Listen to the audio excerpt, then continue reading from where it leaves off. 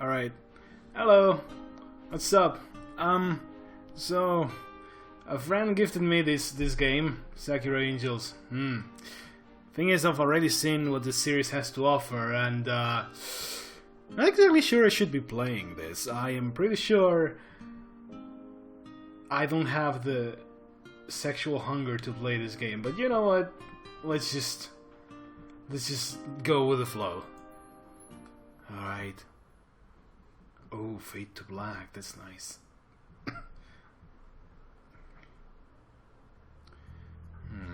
Every night I have the same dream.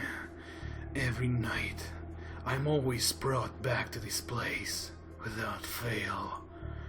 And then every morning I'll wake up with no memory of this place at all until the next time I fall asleep. Not a single night has went by without my consciousness being dragged into the abyss. This realm is devoid of light, so much so that I can't even see my hand in front of my face, no matter how desperately I may wave it. The concept of sound is just as absent, my steps silent, and my distressed cries swallowed by the bordering darkness as quickly as they had left my mouth. I'm in a bleak, barren wasteland of nothingness. Spending any prolonged amount of time here begins to make me doubt even my own existence. Yet, despite feeling suffocated by a striking absence of anything, I know I'm not alone. Something is watching me, stalking me from the shadows. I can't say for sure what it is, but every once in a while I'll catch sight of something from the corner of my view. A pair of burning, bright eyes fixated purely on me. They hate me, despise me. There's an overwhelming sense of animosity radiating from whoever they belong to. I really hope this is a girl.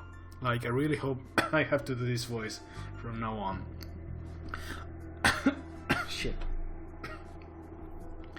I know they want nothing more than to lash out and talk me, but something is holding them back. A force they truly despise. Invisible chains that bind and restrict them from the one that is on their mind. At first, when I began dreaming about this place, the eyes were distant, like glimmering stars. But with each passing night, the eyes seem to inch ever closer and shine ever brighter. I think whatever force has been holding them from me is beginning to fade. What will happen when these eyes reach me? I shudder to think. I know it's just a dream, so I shouldn't be afraid. But everything I experience here is so vivid. None of the usual murky haze that shrouds such dreamlike environments seems to exist here at all. I have perfect clarity. I can feel the stagnant, freezing air and all around me, enough to incite a shiver out of me every time once in a while. Since I'm so used to this dream, I know how it will end. I'll wait through the darkness for what seems like an eternity, never finding anything, until the morning finally comes and pulls me out of this nightmare. At least, that was how it was usually ended. Something is different tonight. Those hateful, burning eyes that always kept just out of sight before. I'm suddenly confronted by them. Never before have they been so close. Never before have I stared straight back into them. They narrowed, piercing gaze roots me to the spot, and a shooting pain surges through me. I can't move. I can't breathe. And then, from out of the darkness, the crooked smile spreads, just as sinister as the eyes. So close. Oh, so close. I can practically taste the freedom. It won't be long now. Enjoy the peace while you can, boy, for your days are numbered. Oh, it's a boy. God damn it, I really was expecting to be a girl. And then everything shall change.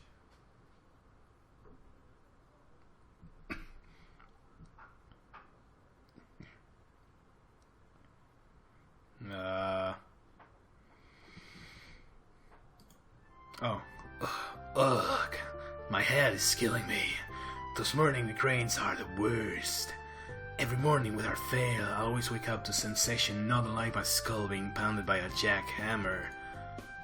Thump. Oh, thump, thump, thump. It's almost like a heartbeat. I feel like my head is going to split open. It's weird though, because even though the pain is so intense, it never lasts long. In the space it takes me to get up and head for school, the pain is usually reduced to just a dull throb at the back of my skull by then. So it isn't too much of a hassle in the grand scheme of things, but it certainly isn't a fun way to wake up. I just find it odd how consistent it seems to be. Just take a pill, man. Anyway, enough pondering these weird mysteries. It's time to tackle the day. After a moment of wrestling with my blanket, swing my legs around and drag myself out of bed. A quick look at my bedside clock tells me it's still early. Too early. If I had it my way, the world wouldn't start at least a good way into the afternoon. But sadly, life just isn't that wonderful. I'm sleepy. Pulling back the curtains to let the light flood into my room, I suppressed the urge to let out a hiss, almost blinding myself in the process. Too bright. The rest of my time getting ready is spent fighting with my uniform, a tie becoming all the more problematic to put on when you're half asleep. Oh god, I think I've actually got my hands stuck in it. Almost choking myself to death in the most pathetic fight ever. I finished putting on the tie, the rest of my uniform complying peacefully with me. Unable to find a comb, I set over just flattening my hair down with my hands. Blinking into the mirror, I'm left staring back at someone with messy black hair. It's close enough. Somewhat dressed and somewhat ready, I stumble out of my room, my legs still not fully awake. And even steps carry me dangerously down the stairs, and I soon emerge into the kitchen. I'm greeted by silence.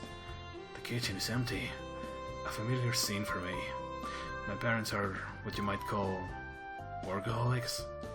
Basically, they spend more time on their respective jobs than they ever do here. I only get to catch them during the evening while they're eating, and then everyone is off to bed and the cycle repeats. Don't get me wrong, I understand they have to work in order to keep us living comfortably, so I don't hate them for it. It just gets, I don't know, lonely. Oh well, there's no use moping about it. It's been like this for years, so I don't know why I was getting all emotional about it now. The plus side of them not being around is that I quickly had to learn how to cook for myself. It's amazing how fast you can adapt to their sort of stuff when you're starving. I don't think I have enough time for anything fancy to eat for breakfast, so I'll just settle for toast. You can never go wrong with toast. Okay, you might be able to go wrong with toast. I have sudden traumatic flashbacks to when the toaster erupted into flames. What a day that was. But I've learned from my mistakes now. Won't happen a third time. Still no boobs, come on! Having devoured the only slightly charred toast, I sling my back over my shoulder before staring at starting for the front door. I give the empty house one last look over before opening the door. Sorry. It's kinda depressing to have no one to say goodbye to. But again, this has been the same for every weekday morning since forever ago. The sun is shining high in a cloudless sky, birds are chirping overhead, waves of students are passing by, happily chatting with one another as they all make their way to school. It's all so horrible. I'm not much of a morning person, so I can't even begin to fathom how everyone can be so bright-eyed and bushy-tailed right now. I mean, it's taking all of my willpower just to be able to put a phone in front of the other without just crumbling to the ground. I just have to hope the breakfast kicks in and gives me the energy I need before I'm forced to literally drag myself through the school gates.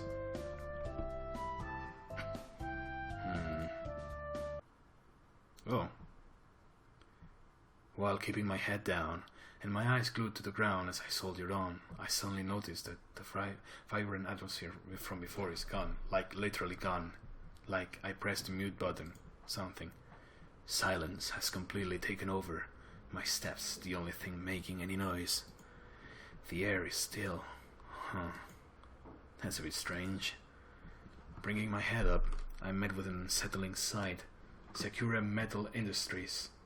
Yes, that's right. The ones who are making these movies, these interactive stories, actually have industries of death and metal. Possibly. Otherwise, I don't get why this. Like, this is gonna be a big corporation, like the big baddie corporation. Has to be. Industries is never a good thing. In the anime, the street is deserted. No students, no cars, and even the cheerful chirping of the birds is gone. What? I suddenly feel the bass start moving. Normally I like the bass, but as atmospheric as it is, it normally means trouble. I hurry on forward, hoping to at least run into somebody, anyone. Even the sun's once golden rays seem muted, the world tinged in dreary tones. But there still isn't a cloud in the sky. Okay, this is definitely starting to freak me out. I need to just... Splitting pain shoots through my head, stopping me in my tracks. Like a searing poker being thrust through my skull. A headache? Now? Nothing is making any sense. Desperately trying to keep myself upright, as I clutch a hand to my head, I stagger forward. Unlike the headaches from before that gradually died down, this one only seems to be getting worse. Thump, thump, thump. It won't stop at all. I'm brought to my knees. I can hardly even think straight, my head threatening to explode at any moment. It is now that I will be teleported into a place where everybody's a 13-year-old with teacups for boobs. I can just know it. I've seen enough anime to see how this happens. And then, through gritted teeth and a pain expression, I see it. Something that shouldn't exist. It clearly does, as confirmed by my own terrified eyes. A monster. That's the only word that can come through my... That's the only word that can come to my scrambled mind. A hulking, grotesque mass of flesh, with gnarled fangs and red, slitted eyes, seething with hate. Wouldn't it be hatred? I can relate it to would be a... What? I could relate to it if it would be a dog. I think that's the sentence. But no dog I know is 3 times the size of me. Its form practically eclipsing the sun. Also, I'm just going to ignore the fact that it has 4 eyes. That should have been a big giveaway. It snores with flared nostrils, something steam being sailed out. Given its tense stance, and the fact it's blocking my way, I can only assume it's here for me. But why? What the hell is it? Where did it come from? Where did it go? Come on, Joe. Why does it want me? A million and one questions race through my head, like the nights in Arabia. But I doubt I'm going to get any answers from this thing. There's only one thing I can do when presented with such odds, and that is to stand my ground, flee. Motherfucker, I'm a badass. I stand my ground, of course. I don't know what the hell the thing is, or why it suddenly appeared before me, but I'm not going to let it take me down without a fight. Also, my voice is taking a stroll in my voice. Kinda ironic. Ignoring the pain that threatens to consume my skull, I straighten myself up and stare right back into the hateful eyes of the beast. And then, tightening a fist, I lash out like lightning, my fist connecting with his head, cleanly with a solid impact. Take this, foul beast. Shit. Shit, I'm gonna die. Wham! Okay, no. Even though the electric guitar started playing, didn't help me. My idea, that did nothing. In fact, looks even angrier than it did before now. All I've managed to do is bruise my own fist. I hope I haven't broken anything. I reel back from my brutal attack, giving the fist in question a good shake. It still stings. Ow! Now what do I do? My blazing surprise attack was met with a complete indifference, and now I think it's too late to run, as the creature is gearing itself up for a charge, its front leg digging into the ground. This might have been a mistake. I try to turn tail and begin to run, but the beast kicks off of the ground, straight towards me. There's nothing else I can do. Am I getting a game over already? I brace myself as best as I can for the inevitable bone-shattering impact. Oh, I mean, get saved by magical girl. right before the beast can connect with me and bring my life to a grisly end, a dazzling, radiant light floods my vision, engulfing both me and the monster.